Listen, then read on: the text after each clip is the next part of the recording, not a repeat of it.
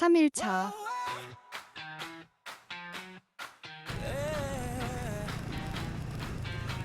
아침 7시에 간단히 근처 식당에서 분짜를 먹고 베트남 최북단 룽푸로 출발한다. 역시나 오늘도 날씨가 좋다. 오토바이도 밥을 주고 출발한 지 얼마 안 돼서 영상에는 없지만 공안이 검문을 했는데 국제 면허증과 국내 면허증 둘 다 검사를 한다. 그리고 음주 단속도 한다. 전날 피곤해서 술을 조금만 마시길 잘했다. 영상을 보면 이지라이더를 고용한 외국인 투어객들이 많다. 하장 루프의 이지라이더는 본인이 오토바이를 운전하지 않고 현지 베테랑 라이더가 운전하는 오토바이 뒤에 탑승하는 방식이다. 운전, 길 찾기, 숙소 안내, 현지 설명까지 모두 맡아주기 때문에 오토바이 경험이 없거나 풍경 감상과 사진 촬영에 집중하고 싶은 여행자들이 많이 선택한다. 이지라이더의 장점은 험한 산악도로를 직접 운전하지 않아도 되고 사진과 영상 촬영이 편하고 현지 라이더가 쓰는 명소와 맛집을 안내해주고 또한 길을 잃을 걱정이 없다. 이런 분들께 추천한다.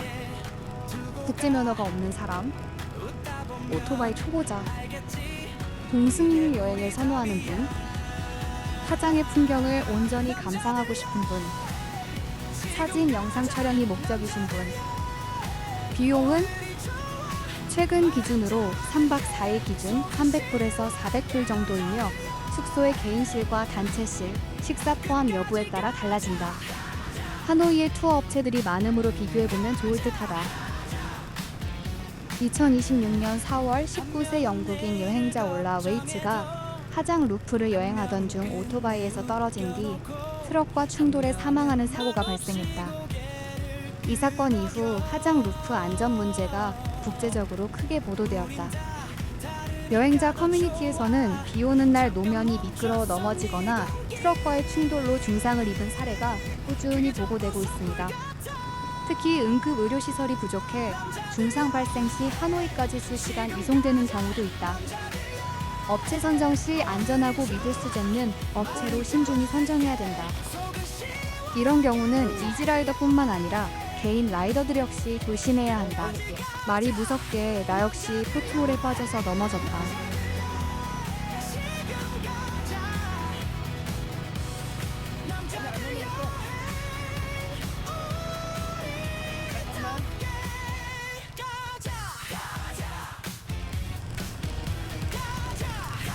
오늘의 첫 목적지는 베트남의 최북단인 룽푸라는 곳이다.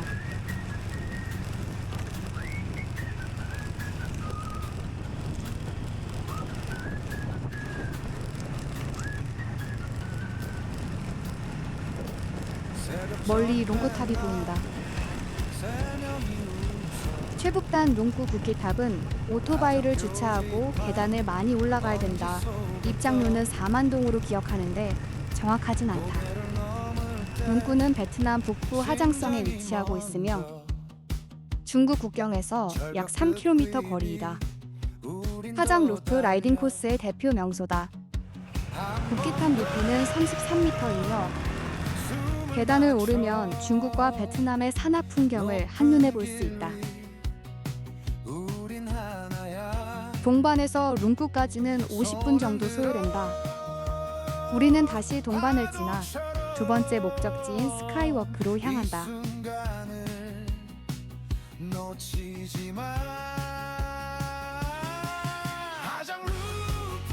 구름 위의 시장마을 동반.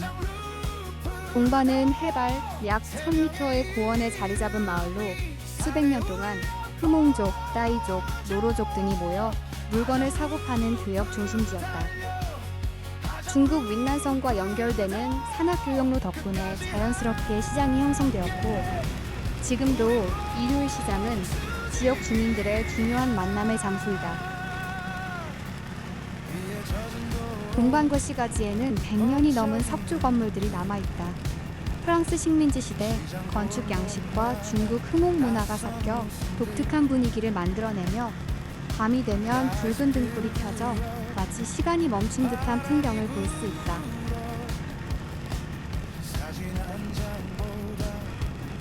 동반에 전해지는 전설은 룽꾸 지역에는 하늘에서 내려온 용이 아름다운 풍경에 반해 머물렀다가 떠나며 눈을 남겼고 그 눈이 지금의 쌍둥이 호수가 되었다는 전설이 전해진다. 또한 동반 일대에는 수천 년 된 암각화와 정령을 모시는 사당 이야기도 남아있어 신비로운 분위기를 더한다. 동반의 야시장은 단순히 관광객 시장이 아니라 원래는 산골 마을 사람들이 모이는 사교회장이었다.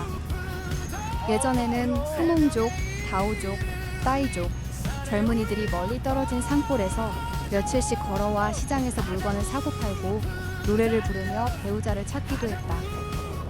지금도 주말 저녁이 되면 구시가지 광장에 사람들이 모여 전통 악기인 케인을 연주하고 춤을 추는 모습을 볼 수 있고, 현지 어르신들은 예전에는 시장에 가는 것이 곧 연애하러 가는 것이었다고 이야기한다. 밤이 되면 붉은 등이 켜진 오래된 석조 건물들 사이로 안개가 내려앉아 매우 독특한 분위기를 만든다.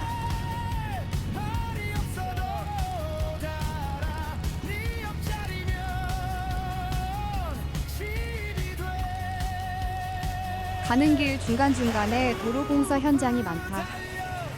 비가 오면 진흙으로 변하기 때문에 매우 조심해야 된다.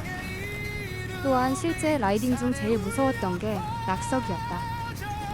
도로에 좋기 수십 킬로쯤 되는 낙석들이 많이 보였다. 낙석은 방어 운전도 힘든 만큼 복불복인가 보다.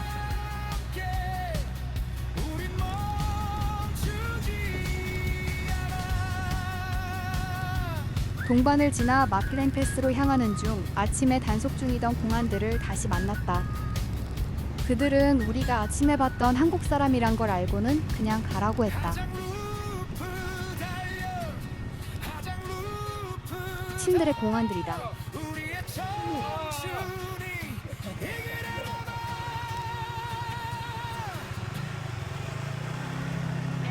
화장 루프 여행 준비 중에 봤던 유튜브에선 돈을 노리는 못된 공안이 있다고 했지만 실제로는 그들이 요구하는 면허증과 헬멧, 교통법규를 준수한다면 아무 문제 없을 듯하다.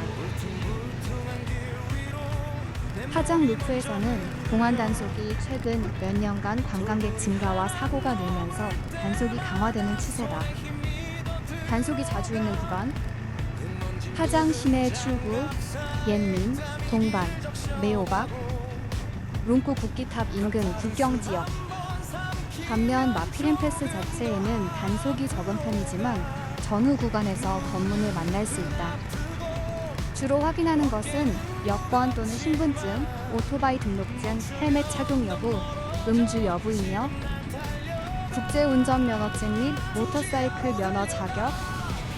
한국인 여행자가 가장 많이 걸리는 이유는 베트남에서 50cc 초과 오토바이를 운전하려면 일반 자동차 면허만으로는 안 되고 이종 소형을 취득해야 한다.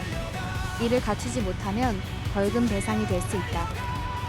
실제 여행자 커뮤니티에서는 3살 동안 한 번도 안 걸린 경우도 있고 하루에 2-3번 검문을 받은 경우도 있다고 한다.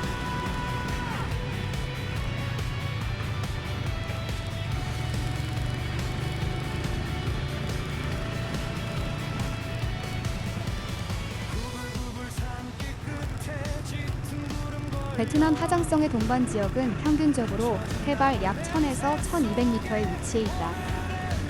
주요 지역 고도는 동반타운 약 1000m, 룽꾸 국기탑 약 1470m, 마피렌 패스 정상 부근 약 1500에서 1700m, 메오박 약 900에서 1000m이며 고도가 높은 이유는 동반은 동반 카르스트 고원에 위치하며 석회암 산맥이 수억 년 동안 침식되어 형성된 고원 지형이기 때문이다. 이 지역은 베트남에서 가장 험준한 산악지대 중 하나로 알려져 있다. 지금 가고 있는 마피렌이라는 이름은 현지 흐몽족 언어에서 마피렌은 말의 콧등 또는 말의 코다리를 뜻한다고 알려져 있다. 너무 가파르고 험해서 말조차 숨을 헐떡이며 넘어야 했기 때문에 붙은 이름이라고 전해진다. 편지에서는 가장 강한 말만 넘을 수 있는 고개라는 이야기도 전해진다. 진짜 전설은 행복의 길. 마피른 패스가 유명한 이유는 절경뿐 아니라 도로 건설 과정 때문이다. 1959년부터 1965년까지 16개 소수민족과 수천 명의 청년들이 절벽을 깎아 지금의 행복의 길을 만들었다. 가장 험한 마피렌 구간은 로프를 몸에 묶고 절벽에 매달려 암벽을 깨며 봉사했다고 전해진다. 특히 동반, 메오박 구간은 완공까지 거의 2년이 걸렸으며 당시 사람들은 이 구간을 불가능한 길이라고 불렀다고 한다. 사장 루프를 도는 라이더들 사이에서는 이런 말이 있다. 마피랭을 보지 못했다면 사장을 본 것이 아니다. 절벽 아래로 흐르는 녹비강과 동남아 최대급 협곡인 부산 협곡을 내려다보는 풍경 때문에 사장 루프 최고의 명소로 꼽힌다.